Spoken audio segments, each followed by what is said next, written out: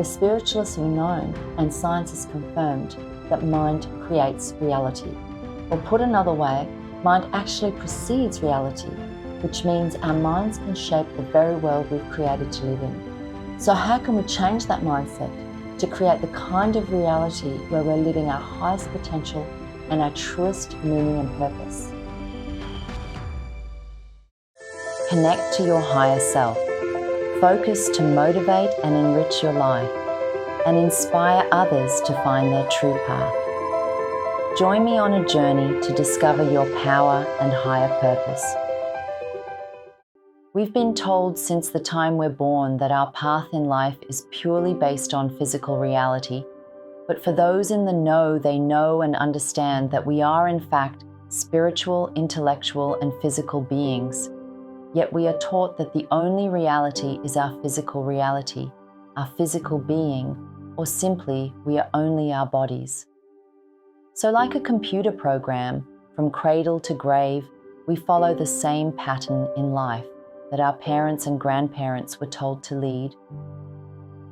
For most people, their entire lives are predestined to follow this same path, this same well-trodden route. And for many, this route and this way of life is just fine.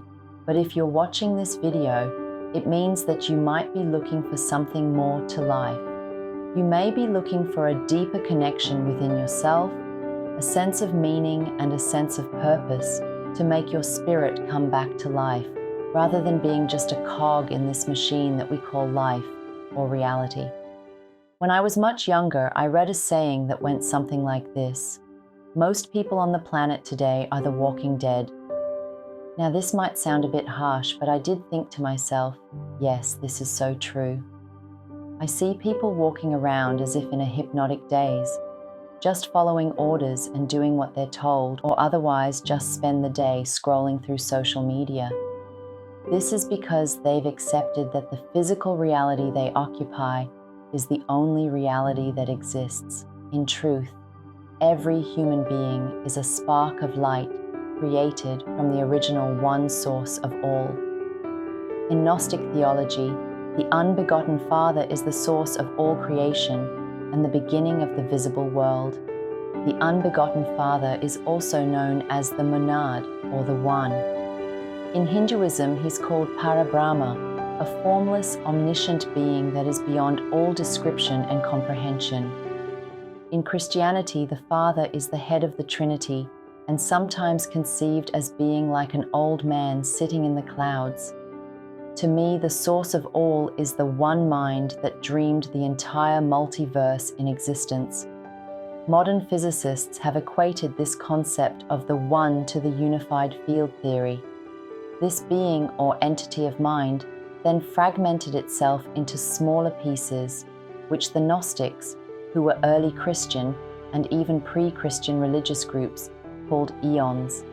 The Gnostics didn't give their followers a prescribed path to God or Goddess.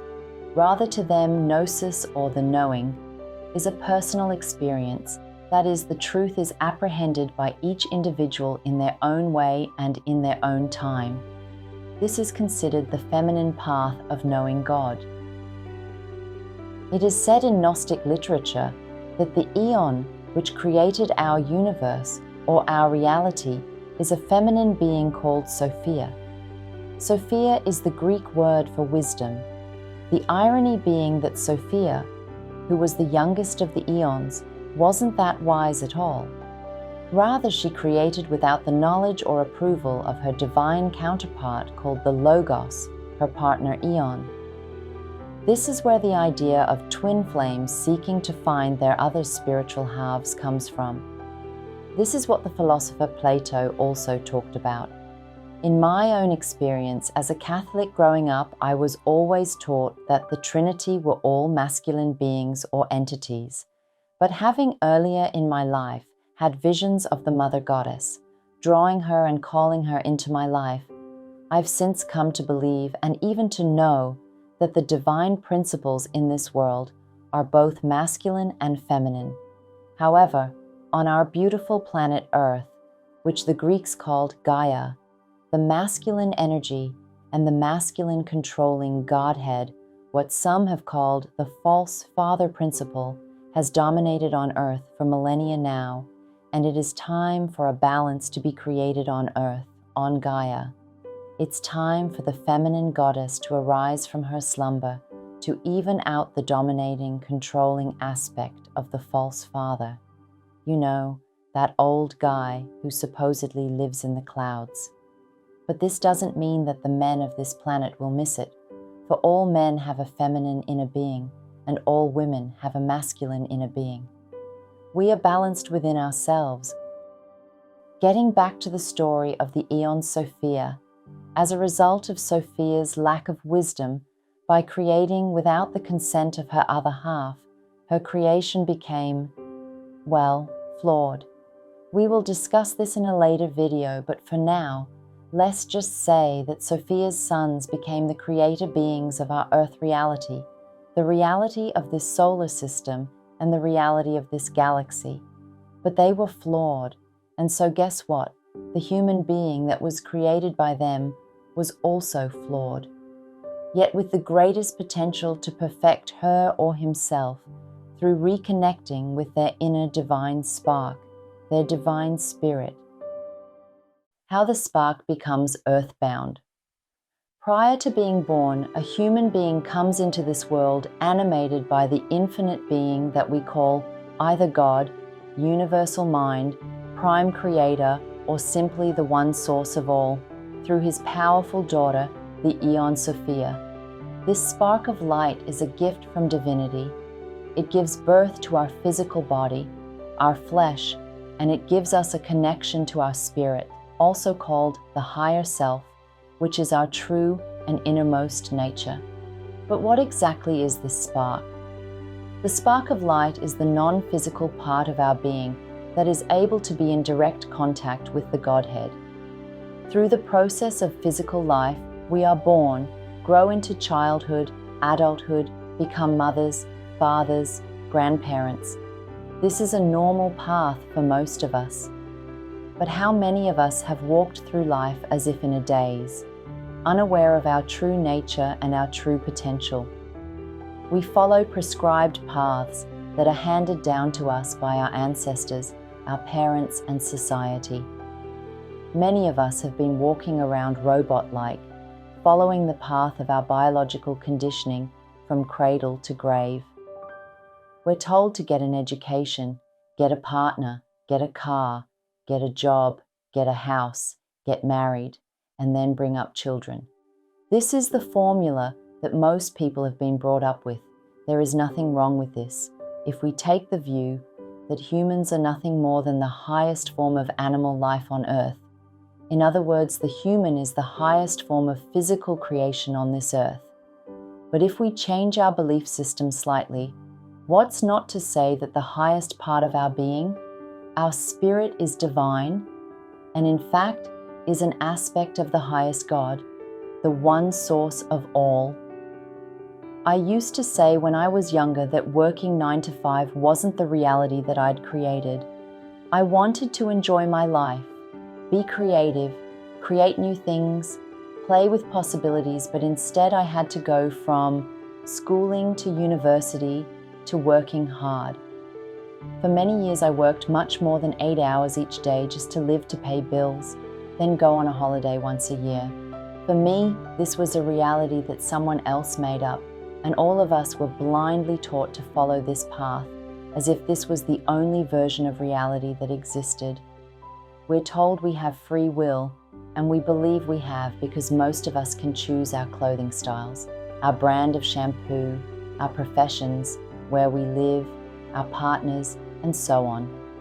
But if we think about it, our choices only work within a limited scope of what we perceive to be reality. But we can become so much more if we just start tuning into the higher version of ourselves.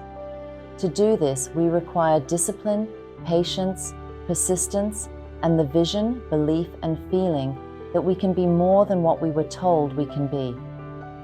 The mystic philosopher Rudolf Steiner once said, "If we can't imagine a better world into being, we will never live it."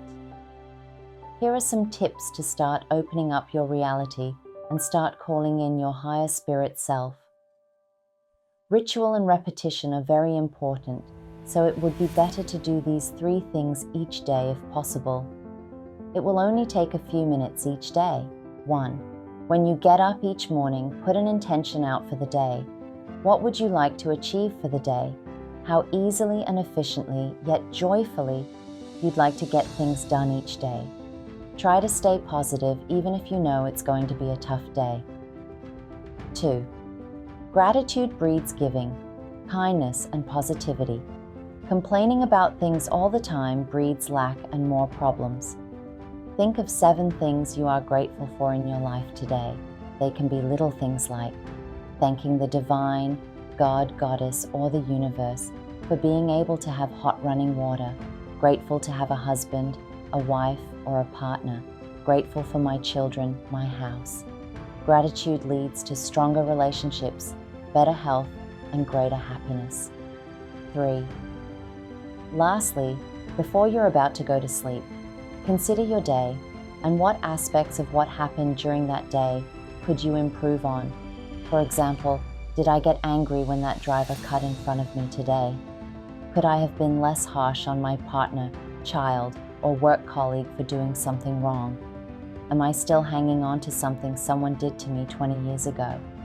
Or did I spend too much time gossiping about someone unnecessarily? By reflecting on our day, we can stand aside from our actions and become the observer of the reality we create. We can see areas where we can improve to become a better person to others and to ourselves. These 3 simple things, if done regularly, can start to change your life. But you have to approach these exercises with authenticity and with a sincere heart. If you just say, "I'm sorry for doing something," but don't mean it, it will not resonate as a genuine apology in the mental and spiritual realms, so nothing can thus change in your physical reality. Be sincerely, be honest, and have an open heart before you approach these simple yet effective exercises. Stay tuned for part 2 of this series uploaded next week. To be kept in the loop for more motivation, inspiration, and sharing of mystical ideas that can spark your spirit, please like, subscribe, and share with your friends. Let's go on this journey together to create and to become 1% better each day.